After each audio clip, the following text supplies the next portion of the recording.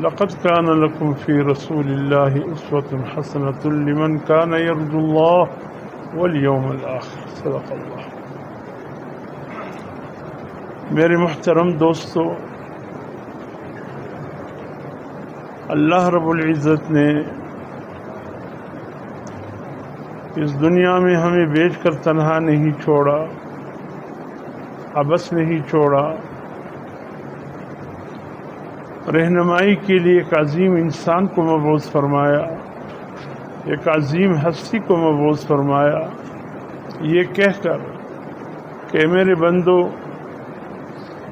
اگر دائمی کامیابی حاصل کرنا چاہتے ہو، دنیا اور آخرت کی سرخروئی حاصل کرنا چاہتے ہو، اور اللہ کی رضا کے حامل بننا چاہتے ہو، تو میرے اس محبوب کی اتباع کرو.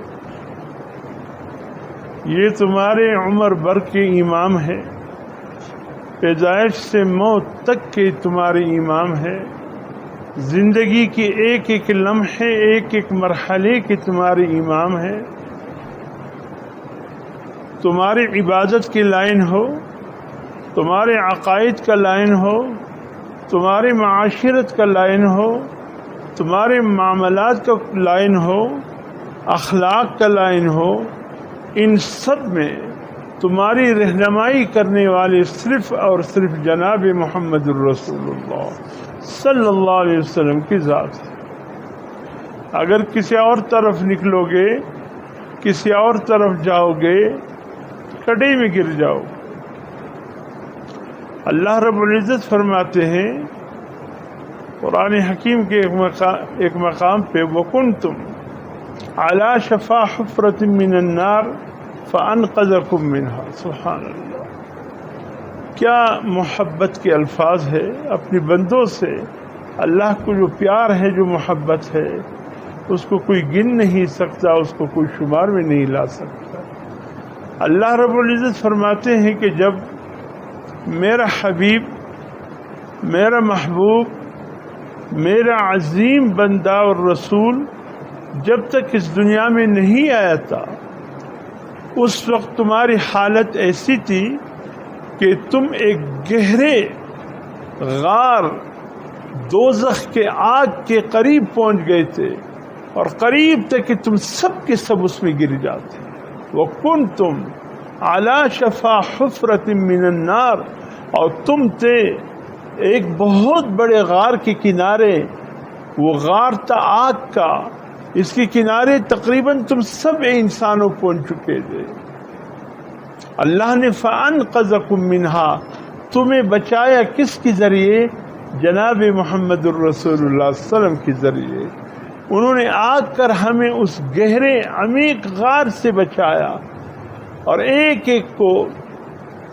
ایک کے ساتھ محبت کا برتاؤ کر کے، ایک ایک کے دروازے پہ جا کر اس نے ایک ایک کو اس آگ کے انگاروں سے بچانے کی کوشش کی.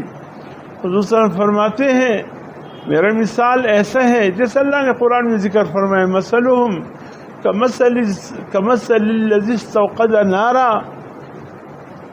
حضور صلی اللہ علیہ وسلم کی مثال ایسی ہے جیسے مثال ہو ایک شخص کی کہ اس نے ایک بہت زیادہ آگ روشن کی ہو، اور وہ آگ پروانوں کو ایسے نظر آتا ہے کہ ہمارے محبوب اگر ہے یہی پروانے آ کر اس آگ میں جل رہے ہو، اور اس دوران ایک شخص آ کر اس آگ کے کنارے بیٹھ جاتا ہے اور پروانوں کو بچانے کی کوشش کرتا ہے کہ نہ آگ ہے، جل جاؤ گے، ختم ہو جاؤ گے، بسم جاؤ گے، راکھ کی ڈھیر میں تبدیل ہو جاؤ گے.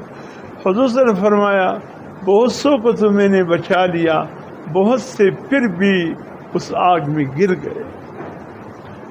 اور اللہ رب العزت فرماتے ہیں وہ آگ جہنم کی آگ ہے. حضور صلی اللہ علیہ وسلم نے آ کر کتنے پیار محبت کے ساتھ اس امت کی رہنمائی کی. میرے محترم دوستو، مجھے کچھ آگے بھی کہنے دو. اس وقت انجیل بھی موجود ہے، انجیل کے ماننے والے بھی موجود ہے، تورات بھی موجود ہے، تورات کے ماننے والے بھی موجود ہے. پارس آگ کے پرستش کرنے والے بھی موجود ہے.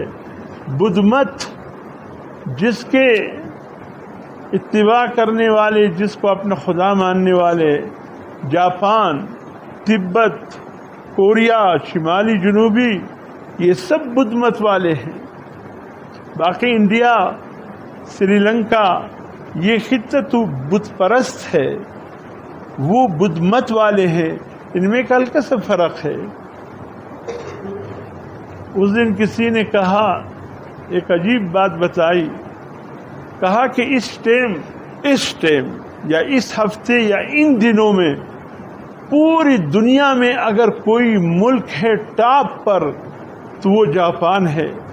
صفائی میں اول نمبر، صنعت و حرفت میں اول نمبر، اور یعنی چیزوں کی بنانے میں اس قدر آگے ہیں کہ تمام دنیا اس سے کم از کم 20-25 سال پیچھے ہے. یعنی ہم پہ 20-25 سال مزید گزریں گے تب ہم جا کر جو آج جاپان جہاں کھڑے ہم پہنچیں گے. اتنی صفائی ہے اس ملک میں کہ روڈ پر آپ کو کچرے کا ذرہ نظر نہیں آئے گا. حتیٰ کہ سگریٹ پیتے ہوئے اس کی راکھ، کیا راکھ ہوگی اگر اس کو راکھ کو، اگر سگریٹ کے راکھ کو روڈ پر پھینک بھی دیے تو نظر نہیں آئے گی. لیکن اتنی صفائی پسند ہے کہ ڈبے ساتھ رکھتے ہیں، اسی میں راکھ جاڑتے ہیں، پھر جا کر کسی کچرے دان میں وہ راکھ پھینکتے ہیں. اس قدر صفائی پسند ہے. اور اس قدر وہاں پر یعنی لوگوں میں وہ ریل گاڑی آ جاتی ہے، سخت بھیڑ ہوتا ہے، لیکن کوئی ایک دوسرے کے اوپر چڑھ کر نہیں جاتے، سب لائن میں کھڑے ہو کر وہاں داخل ہوتے. اسپتالوں میں جاؤ، ایک دوسرے پر کوئی نہیں گرتا، بھیڑ سخت ہوتی ہے، لیکن ہر ایک اپنے نمبر پہ. مجال ہے کوئی بعد میں آیا اور کسی اور کے نمبر لینے کی کوشش کرے، ترتیب کے ساتھ اتنا ایک دوسرے کا خیال رکھتے ہیں. اور کہا کہ اس قدر یعنی عظیم قوم اس وقت دنیا کے نقشے پہ جو نظر آ رہی ہے جاپانی، یعنی روڈ کے مین شاہراہوں پر آ کر آٹا رکھتے ہیں، فروٹ رکھتے ہیں، کھانے پینے کی چیزیں رکھتے ہیں، اور جو ضرورت مند ہوتے ہیں اتنے ہی اٹھاتے ہیں جتنی ان کی ضرورت ہوتی ہے. ایسا نہیں ہے کہ بس گاڑی پر سے راہ والا ڈکے کا سب وہ خرو کا خراب سو جو تصویر، نہیں، کل کے لیے نہیں رکھتے ہیں کہ بس آج کی ضرورت پوری ہو جائے، بس اتنے ہی اٹھاتے اس وقت پوری دنیا میں. لیکن اس کے باوجود کہتے ہیں اس وقت سب سے زیادہ خودکشی کی تعداد جاپان کی. اتنا کچھ ہونے کے باوجود دنیاوی لحاظ سے سکون ہے، دنیاوی لحاظ سے اطمینان ہے، چین ہے، سب کچھ ہے، لیکن ڈپریشن اس قدر ہے کہ اس وقت پوری دنیا میں سب سے زیادہ جو رپورٹ آ رہی ہے وہ جاپان کی آ رہی ہے کہ سب سے زیادہ لوگ خودکشی وہاں کر رہے ہیں. کیا وجہ ہے؟ کہ دنیا کے تو ہر چیز موجود ہے، ایمان نہیں. یہ ایمان انسان کو ڈپریشن سے بچاتا ہے، یہ ایمان انسان کو پاگل پنی سے بچاتا ہے، یہ ایمان ہمیں بڑے بڑے امتحانات سے بچاتا ہے. یہ امتحانات یہ ایمان ہمیں کتنے بڑے آزمائشات سے بچاتا ہے. باقی سب کچھ ہے، چلو ہمیں وہ مل جائے، اللہ ہم سے ایمان لے لے. اس سودا کے لیے آپ تیار ہیں؟ کتنی بڑی دولت اللہ نے ہمیں ایمان کی شکل میں دی ہے، خدا کی قسم ہم اس کی قدر نہیں کر سکتے. اس ایمان نے ہمیں کہاں کہاں بچا کر رکھا ہوا ہے. جوان بیٹی کا جوان عورت کی شوہر ایکسیڈنٹ میں اچانک خدا نہ کرے ایکسیڈنٹ ہو جاتے، گھر میں لاش آتی ہے، بیچاری رو دو لیتی ہیں، لیکن 1-2 دن کی بات کرتی جیسے میرے رب کی مرضی میں راضی. جاپان میں یہ نظارہ ہوگا؟ نہیں، جاپانی تو کہے گا کاش ہم اس اسپتال میں نہ لے جاتے، وہاں لے جاتے، اس ڈاکٹر کے پاس نہ لے جاتے، اس ڈاکٹر کے پاس لے جاتے. ہمارے ہاں اگر سول اسپتال میں لے جائے، انتقال ہو جائے، ہم کہتے اگر جاپان میں بھی لے جاتے، امریکہ میں بھی لے جاتے، اس کا وقت اس نہیں تھا. یہ ایمان ہے ہمارا، ایمان جو ہمیں سکھا رہا ہے. اچھا اگر میں آپ سے یہ کہوں، آپ حاضرین میں سے پاکستان میں پاگل خانے کتنے ہیں؟ آپ کو تو یاد بھی نہیں ہوگا کہ پاکستان میں پاگل خانے ہیں بھی. اور اگر میں بتاؤں کہ پورے پاکستان میں اس وقت 9 پاگل خانے, پورے پاکستان سب سے بڑا گیدو روڑی کا پاگل خانہ ہے. باقی میں اگر آپ سے کہوں کہاں ہے, آپ کو پتہ ہی نہیں ہے. ایک لاہور میں, ایک پنڈی میں, ان علاقوں میں ایک پاگل خانے ہیں, لیکن ہمیں پتہ نہیں ہے. خالی امریکہ کے ایک شہر نیو یارک میں اس وقت 600 پاگل خانے ہیں. امریکہ کے ایک ترقی یافتہ شہر, وہ جو ہماری للچائی ہوئی نگاہ وہاں دیکھ رہی ہے, لوگ چلے گئے ہم رہ گئے, ہمیں بھی گرین کارڈ ملتا, ہمیں بھی امریکہ کا کوئی ویزا ملتا, وہاں کی بات کر رہا ہوں, اس نیو یارک شہر کی 600 پاگل خانے.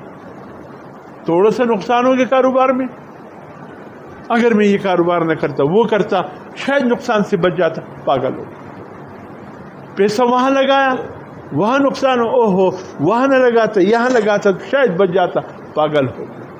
بیمار کو اسپتال میں پہنچایا, اللہ نے وقت پورا کر دیا, انتقال ہو گیا, اوف اس اسپتال اور ڈاکٹر کے پاس مجھے کون کہتے کہ یہاں لے کر آؤ, میں اگر واشنگٹن لے کر جاتا تو شاید وہاں بچ جاتا, پاگل ہو گیا. اور یہاں کیا ہے, نقصان ہو جائے, تھوڑا غم دل پہ آ گیا, پھر کیا کہے گا, انا للہ, بس میری رب کی مرضی تھی, میں اللہ کے فیصلے پہ راضی ہوں. سبحان اللہ. یہ ایمان نہیں ہے تو کون ہمیں پاگل پن, خدا کی قسم ہم بھی پاگل ہو جاتے. ہم پہ کوئی کم مصیبت کے پہاڑ آئے ہیں, کوئی کم مصیبت کے پہاڑ آتے ہیں امتحان کے, لیکن ہمارا ایمان ہمیں بچا رہا ہے. بہت بڑی آفت سے ہمارا ایمان ہمیں بچا رہا ہے. شکر کرو, یہ ایمان اگر ملا ہے حضور صلی اللہ علیہ وسلم کی بدولت ملا ہے, ورنہ اس وقت کتنے مذاہب تھے, ایک بھی انسانیت کو سنبھال نہیں سکتا تھا. ایک مذہب نہ یہودیوں نے سنبھالا امت کو, نہ عیسائیوں نے سنبھالا, نہ پارسیوں نے سنبھالا, نہ بدھ مت والوں نے سنبھالا, نہ ہندو مذہب والوں نے سنبھالا. یہ سب موجود تھے. سب سے آخری دین جو دنیا میں آیا ہے وہ دین اسلام. اس کے بعد کوئی دین نہیں بنا نہ آیا ہے, آخری دین اسلام آیا ہے. اسلام نے ان سب کا ستیاناز کر کے کہا کسی میں جان نہیں, کسی میں جان نہیں کہ وہ انسانوں کو سنبھالے. اللہ نے کتنا پیارا دین اسلام عطا فرمایا, یہ سب کو سنبھال رہا, جو آئے غیر اس کو سنبھال رہا ہے. سبحان اللہ, ایسا پیارا دین. اس لیے اللہ پاک فرماتے میرے حبیب کی اتباع کرو. بس سکون چاہتے ہو, اطمینان چاہتے ہو, دنیا آخرت کی کامیابی اور یکسوئی چاہتے ہو, اللہ کی رضا چاہتے ہو, قل فرما دیجئے ان کنتم تحبون اللہ, اگر تم اللہ کے محبوب بننا چاہتے ہو اے میرے حبیب اپنی امت سے کہہ دیجئے فاتبعونی, میرا تابعدار. جو ہمارے زندگی کے دیکھیں, ایک تو امام ہوتا جس کے پیچھے ہم نے نماز پڑھ لی, اس نے تکبیر تحریمہ کہا, ہم نے بھی تکبیر تحریمہ کی, اس نے قیام رکوع سجود سب ادا کیے, ہم نے بھی اس کے پیچھے پیچھے ادا کیے. الحمدللہ نماز پورا ہو گیا, سلام کے ساتھ نکل آئے, امام کی اتباع ختم. سلام کے بعد امام کی اتباع ختم. یہ تو نماز کے امام تھا, ایک زندگی بھر کے امام ہے جناب محمد الرسول اللہ. پیدائش سے موت تک اس کا اتباع, پیدائش سے موت تک اس کا اتباع. ہم نے ادھر ادھر نہیں دیکھنا ہے, ہم نے صرف حضور صلی اللہ علیہ وسلم کو دیکھنا. فرمائے صلو کما رأیتمونی اصلی, ایسے نماز پڑھو جیسے مجھے نماز پڑھتے ہوئے دیکھو, ایسے وضو کرو جیسے مجھے وضو کرتے ہوئے دیکھو, ایسے کاروبار کرو جیسے میں تمہیں بتاؤ, ایسے حج کرو جیسے میں نے حج کیا, اس طرح کرو. قدم قدم پر حضور صلی اللہ علیہ وسلم نے قولاً بھی سمجھایا, فعلاً بھی سمجھایا, عملاً بھی سمجھایا. یوں کرو, یوں کرو. اللہ رب العزت میں صحیح معنوں میں حضور صلی اللہ علیہ وسلم کی اتباع نصیب فرمائے. یا اللہ اس وقت تک ہمیں موت نہ آئے جب تک ہمیں حضور صلی اللہ علیہ وسلم کی کامل اتباع نصیب. اللہ پاک عمل کے تمام حضرات مل کر سب سے پہلے ضرور شریف پڑھ